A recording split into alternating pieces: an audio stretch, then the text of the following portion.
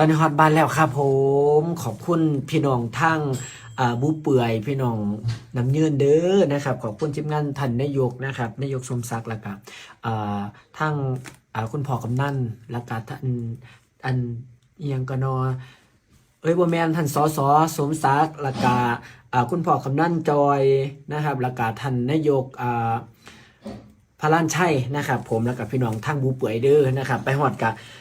เลิกงานแล้วเขาก็ได้อันนี้น้องทรายน้องแพ้วนะครับผมเพิ่นเอานี่มาฝากเพิ่นบอกว่าอันมันบ่ทันได้ฮอดช่วงหน้าผลไม้เด้ออ้ายเด้อว่าสันก็สิสุกแน่บ่สุกแน่ก็ขอบคุณหลายๆเด้อคิดฮอดคิดถึงนะครับมีหมักซีดาหมักยังหมักปางบ่หรืออันหมักปางคือหมัก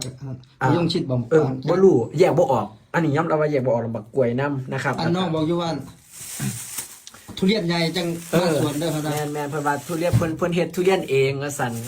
น้องแพ้วนะครับก็เลยว่าที่เศรษฐีอันสวนทุเรียนตัวนี้ก็เลยว่าเพิ่นว่าเดี๋ยวสิเอาไว้ฝากจักต้นนึงว่าซั่นเดี๋ยวพุ่นล่ะไก่ฮอดหน้าทุเรียนจังสิไปหาแล้วก็ข้าวโพดจากน้องจำซื้อบ่ได้เพิ่นเอามาให้หลังเวทีเพิ่นว่าเขาหน้าเวทีบ่ได้คนหลายว่าซั่นเพิ่นก็เลยออกไปหาอันอยู่หลังเวทีเพิ่นให้มาหลายอยู่ก็แบ่งแดนเซอร์แบ่งไอ้แตงกินแล้วก็เลยว่าข้าจะขอมาฝากอลิสเดอร์ว่าสันอลิสมากินข้าวโพดแล้วก็ขนมน้ำอันนี้กะพัดมีจากอันนี้ก็จำซื้อบ่ได้แต่จำหนากันได้นะครับอันนี้ขอบคุณหลายๆเด้อนะครับขอบคุณพี่น้อง